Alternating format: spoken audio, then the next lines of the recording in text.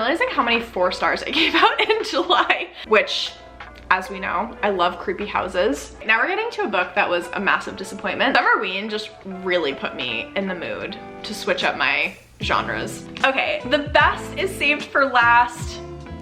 Let's talk about my 2 5-star reads for July. Hello my friends, welcome back to my channel. My name is Tori if you're new. I hope that you're having the most amazing day of your entire stinking life. We're here to talk about the 19 books that I read in July. I think doing my mid-year freakout tag actually made me freak out and realize how behind, I'm not behind, but I feel behind on my Goodreads goal, and how many books I've DNF'd so far this year that I was like, you're reading the books in July. So grab a coffee, tea, water, snack, whatever you like, and let's talk about some books.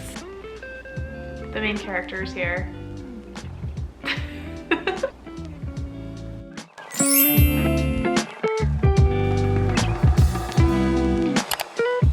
My reading was so all over the place. I'm kind of just gonna go in the order that I read books in July. I think that's the best way to approach this. It's gonna make the most sense. We read a lot of fantasy romance, dark fantasy romance. We read some monster romances. We read some horror books because I participated in Summerween.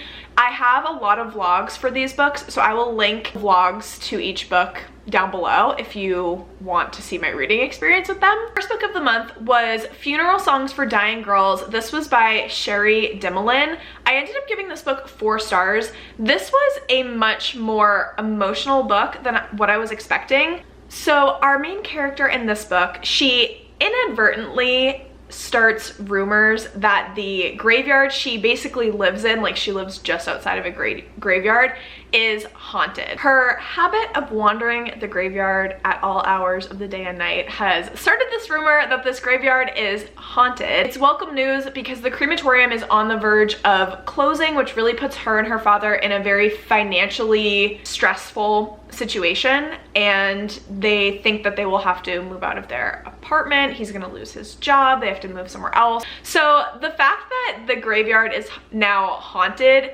works in their favor. It's welcome news. It's bringing like ghost tours, and it's bringing more, I don't know, attraction to the graveyard. Winifred ends up meeting an actual ghost, and this actual ghost's name is Phil. They end up becoming kind of friends, and Winifred starts to question everything that she knows about life, love, friendships, just absolutely everything. It really throws a plot twist in the mix here. This book was really well written.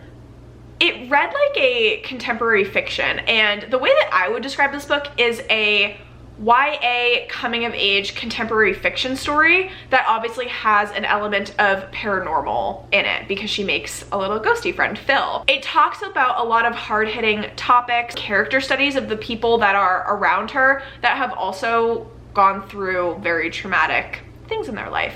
Phil being one of them, her little ghosty girly that she becomes friends with, has a lot of difficult topics that are being discussed. I had an issue with the way pitched and summarized on Goodreads because, again, I really liked it. I thought it was a really well-written book. It's very short as well. It's only 280 pages, but this is pitched as a young adult fantasy. Immediately no. It is not fantastical outside of the fact that it has like a paranormal element to it. It's also pitched as an LGBT romance, and I disagree with that as well. Like, yes, there is LGBT representation in it, but it's not a romance book. It really reads as a contemporary fiction. I wish I had a better impression of this book before I went into it, because as I started reading it, there was stunning quotes, I was highlighting a bunch of stuff. It just wasn't what I was expecting. The genre categorizations of this book on Goodreads really threw me for a loop, and I don't think I would have picked up this book at the time that I did because I was expecting something completely different, if that makes any sense. But I do recommend it. Obviously, like, I gave it 4 stars. I really liked it. The writing is exquisite. That was a weird one to start off with, but it was good. Up next was The Last Heir to Blackwood Library. This is by Hester Fox. This book just came out in April. I loved this book. I gave this book 4.5 stars. The enjoyment level of this book was so high for me. If you like really gothic style writing, I think that you'll really love this one. We follow our main character. She's living in London post World War I, and she finds out, spur of the moment, out of the blue, she inherited this old, gothic, decrepit, rundown manor called Blackwood Manor. She's down on her luck. She decides to move into this manor. There's rumors of this place being haunted. The servants are very reserved and suspicious. As the events grow a lot more sinister, Ivy begins to uncover more and more secrets about this Blackwood library, and things just kind of spiral from there. This book would be really great to read for spooky season. If you liked Anatomy of Love Story by Dana Schwartz, or like A House of Salt and Sorrows by ERIN, I think that you would really enjoy this book. There is like a romance in it as well that wasn't my favorite. There were some parts of the romance that actually gave me the ick, but I was there for the vibes. I really liked the story of the house. I love books, especially like gothic books, where the manor, the library, the house is almost a character in the story. It has a lot of personality attached to it, and so that really contributed to such a high rating. Next up was an audiobook that I listened to called After Dark with Roxie Clark by Brooke Lauren Davis. This is a mix between like a tragic love story and a true crime thriller. So our main character is Roxie Clark. She is fascinated with the paranormal and death. The Clark women specifically have very tragic ends. She starts this business paranormal tour in her town where she's detailing the tragic ends of the women in her family, and she's very familiar with grief, like I mentioned. So a lot of her peers, because she's in high school, think that she is the weird girl that's obsessed with death. To be fair, she is. But one night after she's giving a ghost tour, she finds out that her older sister's long-term boyfriend was murdered, and she takes it upon herself to solve his murder. I ended up giving it 4 stars because although I did guess the main plot twist of the book, it kept me very entertained, and I think there were a few elements that made this thriller stand out, and it wasn't just a typical YA thriller in my mind, because I loved how the romantic interests were at play here. It was really messy and tangled, and that made it really fun. There were complex family dynamics as well between the sister dynamic, and I also really loved how grief was portrayed in this book as well. How sometimes dealing with grief, so Roxie Clark's older sister, her long-term boyfriend, got murdered. How her sister was dealing with grief was so realistic. She completely shut down and like wasn't eating, wasn't leaving her room, sleeping like 20 hours of the day, didn't want to interact with anyone, was really self-isolating. And I felt that that was realistic. Like, not every character, not every person is going to deal with grief in the healthiest ways. So I really appreciated that aspect. I'm realizing how many 4 stars I gave out in July. The start of the month was very strong. Another 4-star read for me was The Magician's Daughter by H.G. Perry. I started off reading this book on Libby with an ebook, and I immediately ordered the physical copy because I was so obsessed with it. If you love Howl's Moving Castle, you will love this book. If you love a whimsical fantasy world like Alex Harrow, if you have enjoyed any of her books, I think that you would love this book so much. We follow our main character. She's a young girl, and she has grown up in complete isolation on this magical island with this magician. And it is the early 1900s. Our magician's name is Rowan, and he is constantly leaving the island. He gets to transform into like a raven/crow type bird, and he leaves the island constantly doing things unknown to us as the readers and Biddy, his ward. Basically, he's taking care of her. But one night he doesn't come home, and Biddy gets really scared. She goes to kind of rescue him, and we get some secrets that are being revealed. The magic of the world is at risk. There's some crazy things going on with the magic, and so Biddy decides to help Rowan in the adventure/efforts to save the nature of magic itself. This literally made me tear up, and it's not often that books make me cry. I love a father-daughter dynamic, and even though Rowan and Biddy aren't technically father-daughter, their relationship is so sweet. And Rowan has a familiar, which is this little bunny rabbit, and he was absolutely adorable. The way that magic is described and functions in this world was so beautiful as well. I loved it so much. My only critique is that we get pretty deep and dark into the emotions and into the stressful factors of this book, and you don't have a lot of lighthearted moments to break it up, so it is stressy the majority of the way through. But this is also a very slow-paced book, so you're in the most stressful scenes of the book. It's going through so much explanation, and you're like, oh my gosh, I get it. Please move on to the next like eventful plot point. I don't need this much explanation. It almost like sucked the energy out of some of those scenes for me, and I know that sounds harsh.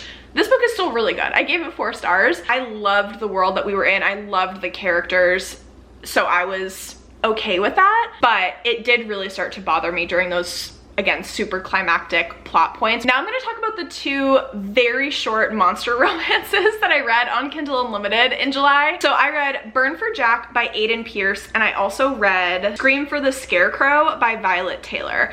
Of the 2 of these books, I liked Burn for Jack a lot more. These are both dark romance, monster romances that are very similar to each other. So they're both monster romances about this kind of like scarecrow slash jack-o'-lantern being, and it is allspice, no plot. Burn for Jack is a little bit longer. It was 93-ish pages. Scream for the Scarecrow was only like 40 or 30 pages or something. It was super, super short. If I had to pick between the 2, I gave Burn for Jack 4 stars. I didn't give a rating to Scream for the Scarecrow because it was just so short that I was like, I don't know how I can even rate this. It was really just spice. I liked what Burn for Jack gave us. Like, it gave us a little bit more of a plot story between our hero and heroine, and it was just really fun. Burn for Jack is much more witchy, which I really liked. If you wanted to read either of these for spooky season, they would both be fantastic.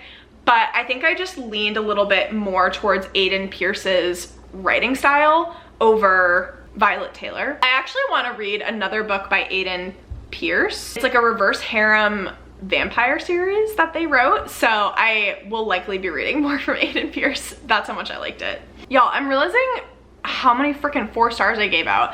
The next book that was also 4 stars was Daisy Darker by Alex Feeney.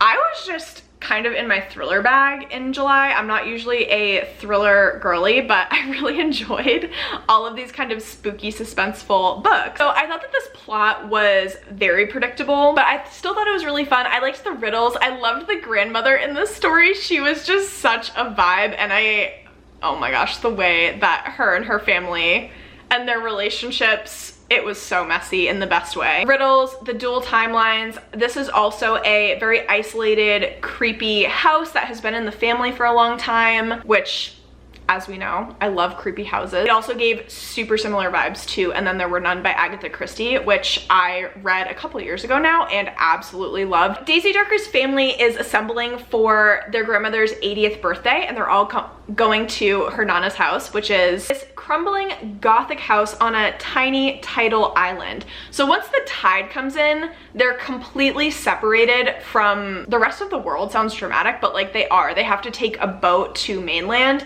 and during certain times, obviously during this book, which basically took place in a 24-hour period, there were big storms going on, so they essentially couldn't leave the island. The family arrives, each of them harboring secrets, and then at the stroke of midnight, as a storm rages, Nana is found dead. An hour later, the next family member follows, and it just continues that way.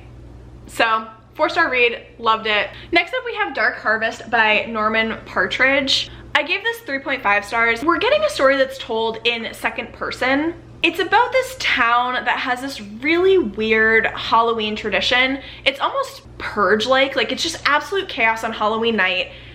Every year, this jack-o'-lantern creature comes out of the cornfields in this Midwestern town, and the goal of this jack-o'-lantern monster is basically kill anyone in sight and get to the church before midnight.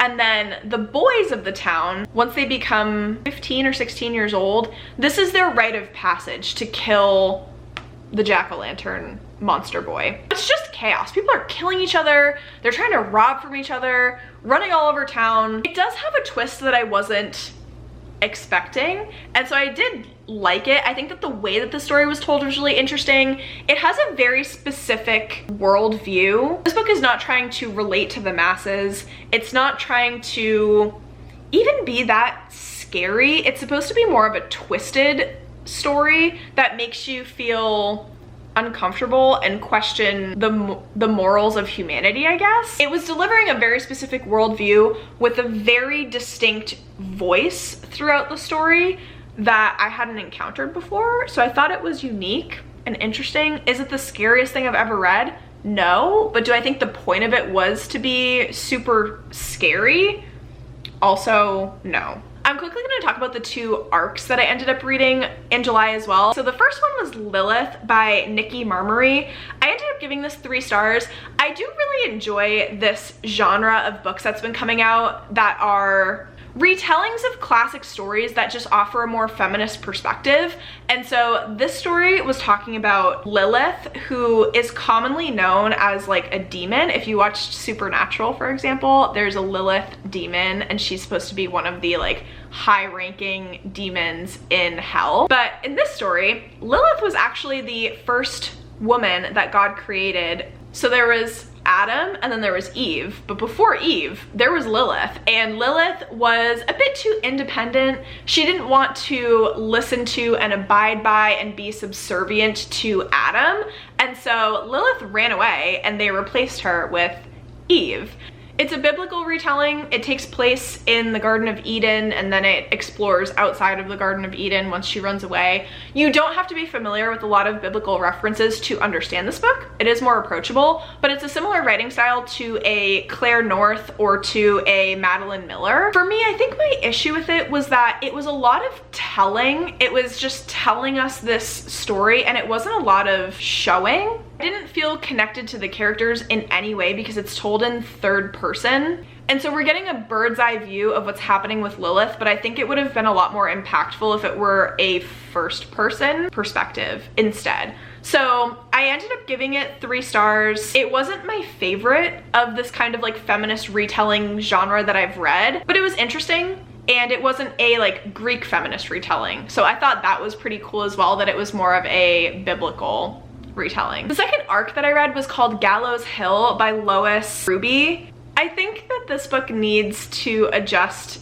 its synopsis because this was another book that I was not expecting what I got. So this book details, it's a dual POV about the Salem witch trials. So we have one girl who is growing up in Salem. Her family has been established in Salem Village for quite a while. Witch trials are beginning. So people that our female main character knows are being accused of witchery and witchcraft, and her sister is claiming to be one of the girls that's being affected by the witches. Like, oh, so-and-so's pinching me, I saw her like familiar, come visit me, blah, blah, blah. And she's kind of questioning her sister, like, is this actually happening to you? Like, what's going on? Because I'm not experiencing any of this, and it seems really strange. And then we get a second POV. It is a boy who has really just sailed across the Atlantic to join Salem Village, and he's of a different faith. He's a Quaker, and so him interacting with the Puritans in Salem is kind of a different dynamic as well. And so I think his Quaker perspective, he's also seen as an outsider in society, and that's interesting because a lot of the other outsiders of society are being accused of witchcraft. So I thought that it was going to be more of like a scary horror perspective on the Salem witch trials, which I love. I love witchy books. I thought it was going to be a spooky, scary, good time. This was really a contemporary fiction of the Salem witch trials following 2 very different POVs, and they're kind of seeing the Salem witch trials through more clarity. Another book that's questioning the morality of society during a very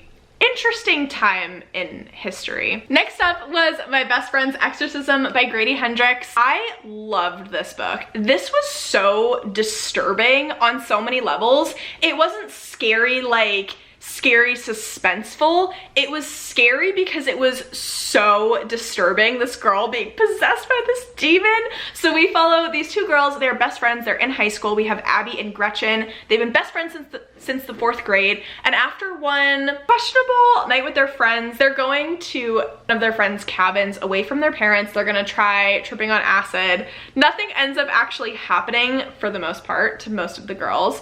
But Gretchen ends up getting separated from the group, getting lost in the woods. They're all trying to find her. And after that event, Gretchen starts acting differently. There were a lot of 80s references in this book that I didn't really get. It felt very authentic to the time period, but tough to say because I was not around in the 80s.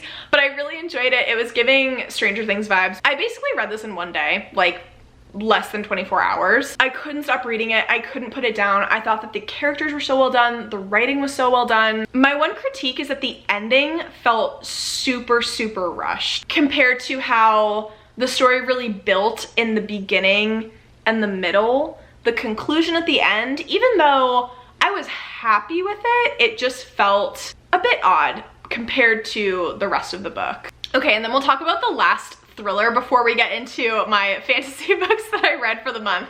Y'all, I was on something else with these like horror thriller books. So the last thriller slash horror that I read was You're Not Supposed to Die Tonight by Kaylin Barron. I gave this 3.5 stars. Warning for this book because I inadvertently spoiled myself for this book because I read through a couple of Goodreads reviews that weren't marked for spoilers, even though they had spoilers in them. So if you want to read this book and not be spoiled for it, don't read the Goodreads reviews on it. But this was a really gruesome slasher. I thought that this was going to be more of a thriller book. It does have a final girl trope, but it has a final girl trope that I didn't mind one bit. I actually really enjoyed it. So our main character's name is Charity. She has the summer job of her dreams. She gets to play the final girl in an immersive full contact horror game at Camp Mirror Lake. So they basically recreate the plot of a horror movie, but make it real life. So people sign up to attend to play this game, and the participants of the game are actually running around, getting pulled, getting killed off. But the last weekend of the season, Charity's coworkers begin disappearing, and it turns out to be something much more sinister and crazy than what they ever expected to find. It's very quick as well. This book is under 300 pages. It takes a bit of a weird turn. It kind of gives, if you're familiar with like the Wrong Turn movies, it kind of gives a little bit of the Wrong Turn movies. It gets really weird, but in a way that I would have never have expected. If you can guess the plot twist in this book, you are like superior reader thriller slasher genius. Now we're getting to a book that was a massive disappointment. So I read Hollow Heathens by Nicole Fiorina. I don't know how to say this author's last name, and I am so sorry. This book started off so strong, but the ending really lost me and I was so disappointed. The first half of this book, 4 stars. Loved it. The second half was like a 2-star. The plot really devolved and it felt like it was getting dragged out for no reason. I think that this book could have been edited down, but I loved the atmosphere of this book. We follow our main character, Fallon. She was born in this town and her parents kind of escaped. 24 years later, she returns because her grandpa is in ill health. She goes back to take care of him. Sorry, that was a tongue twister. And this town is like Stars Hollow, but make it witchy. There is one diner that everybody goes to. There are town events, like they have a town movie night where they all watch movies together and they sell like caramel apples, they sell apple cider, popcorn balls. It is just the cutest town. The town was founded and is still kind of controlled by 2 opposing witch covens, and that still creates kind of a divide in the people amongst the town. But she returns and she meets this boy and things go from there. The romance is really interesting. It's supposed to be a parallel to like the moon's relationship with the darkness of night, And so it's very poetic and lyrical. It's supposed to be like haunting and kind of gothic, but I had issues with the plot structure and some of the plot events. Again, I think it could have been edited, like entire chapters edited out. If you enjoy the atmosphere and the vibes, I think that you will really like this book. And if you don't think too hard about the plot, maybe you'll like it more than I did. But I just found that there were some plot holes and things that were taking me out of the story that by the time I got to 75% to the end, I was no longer enjoying the book. I also have an issue with the spicy scenes. I just didn't like the male love interest, okay? Let's be honest. I don't like the way that he treated Fallon. He wasn't communicating with her, not gaslighting her, but he really wasn't being fair to her. And if you didn't get his POV in the books, we would have hated this person. We would have been like, why are you in such a toxic relationship? But because you got his POV and the reasons why he was doing what he was doing, I think you liked him a little bit more. Again, by the time I got more than halfway through the book, I just started not to like him. It just wasn't for me. So, big sad. I ended up giving it 2 stars. And I will not be continuing with the series. Afterwards though, I read To Hunt a Demon King by Madeline Elliott. This is a series that I will absolutely be continuing on with.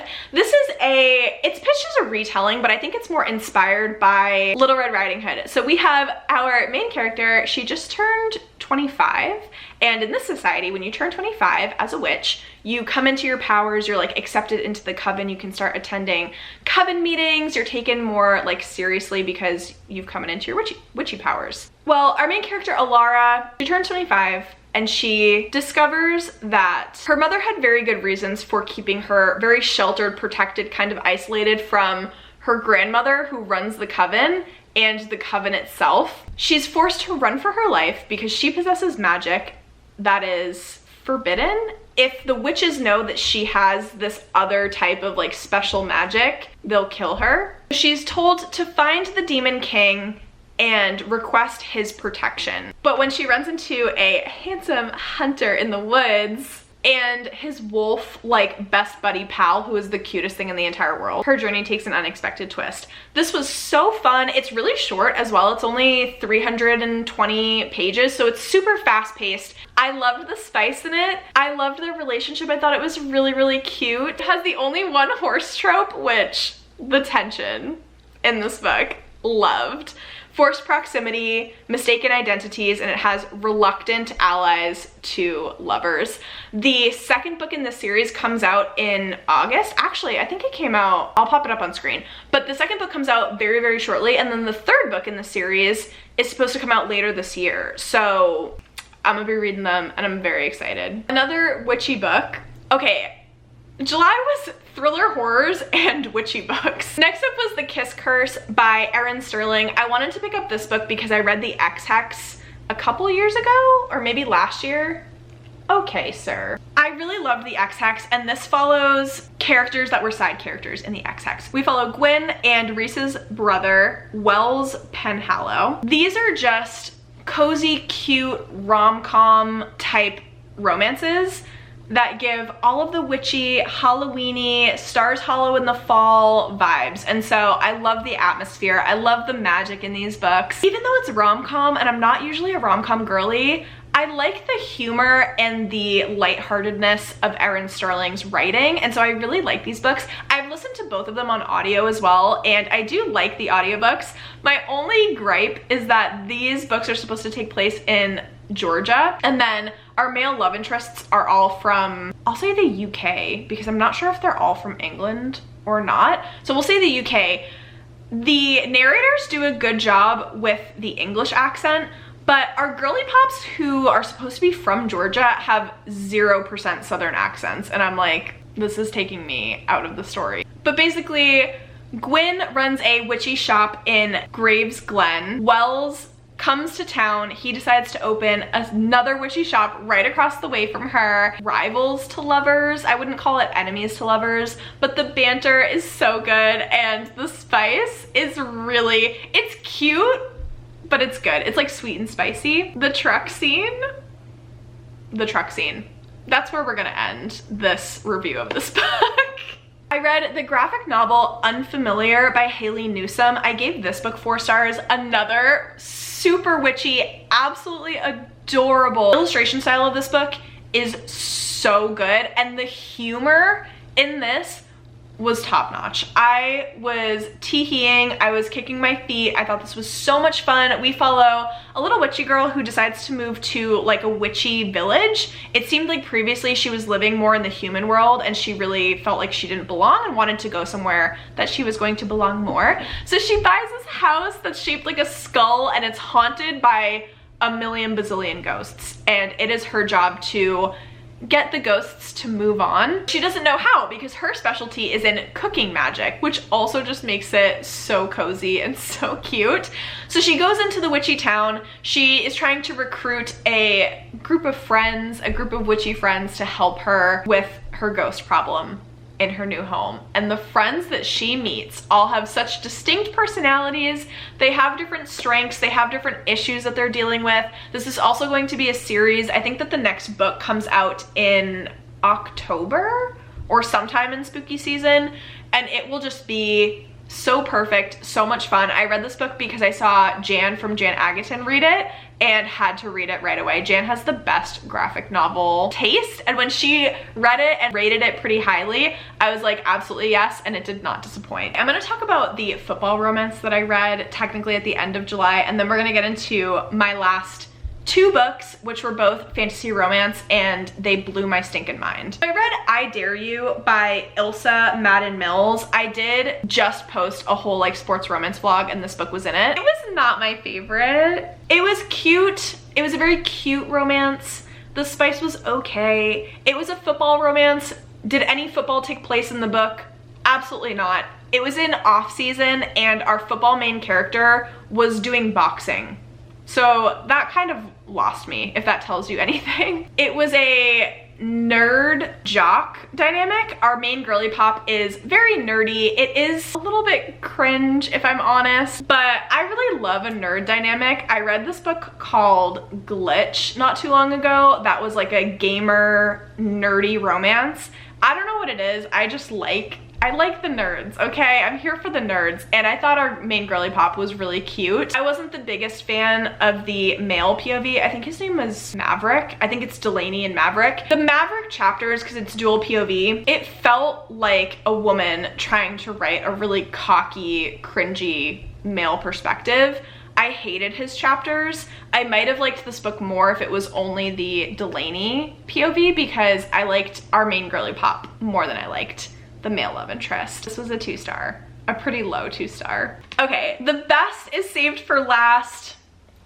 Let's talk about my 2 5-star reads for July. We will start with Divine Rivals by Rebecca Ross. This was a book I was not anticipating absolutely falling in love with, but I loved every second of it. I think that the rivals aspect of this book, the rivals to lovers, was exquisite. It's everything that I ever could have asked for in a rivals to lovers.